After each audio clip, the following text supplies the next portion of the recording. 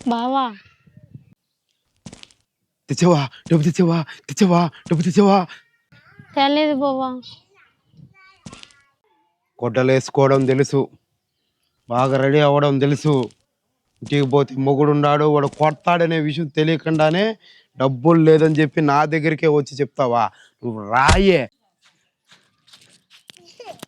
నీ చెప్పినా నేను నీకు డబ్బు తెమ్మని చెప్పి, డబ్బు తెస్తే ఇంటికి రమ్మని చెప్పిన. కొట్టద్దు బావా. నువ్వు డబ్బు కొట్టద్దు తేకుండా బావా. నువ్వు డబ్బు కొట్టద్దు బావా. డబ్బు తేకుండా కొట్టద్దు నువ్వు బావా. కొట్టద్దు బావా. డబ్బు తేకుండా వస్తావు. కొట్టద్దు నువ్వు బావా. డబ్బు తేకుండా కొట్టద్దు వస్తావు, బావా. చంపేస్తా. డబ్బు తేకుండా వస్తే పో కొట్టద్దు ముందు బావా. బయటికి. అందరికీ నమస్కారం ఫ్రెండ్స్. నేను వీడియో తీసి పెట్టాను. దానికి చాలా మంది బాధపడ్డారు. నేను ఇది ఎవరిని ఉద్దేశించి అయితే తీయటం లేదు. ప్రతి ఒక్కరికి చెప్పే విషయం ఒకటే. ఇది రియల్ స్టోరీగానే నేను తీశాను. ఈ రియల్ స్టోరీగానే మీరు కూడా మీ యొక్క జీవితంలో గాని, మీ ఊర్లో గాని ఎక్కడో చోటైతే ఇన్సిడెంట్ అయితే మీరు చూసుంటారు.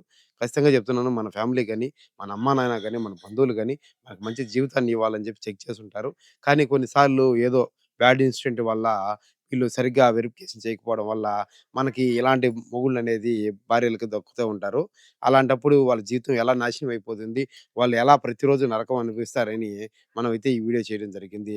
ప్రతి ఒక్కరు కూడా ఈ వీడియోని చూసి మన ఛానెల్‌ని సబ్స్క్రైబ్ చేసుకోండి. అలాగే ఇలాంటి వాళ్ళు మీకు ఎక్కడైనా మీ ఊర్లో కనిపించినట్టయితే దయచేసి వాళ్ళని ఇబ్బంది పెట్టకుండా మీకు వీలైతే మీ వంతు సాయం చేయండి.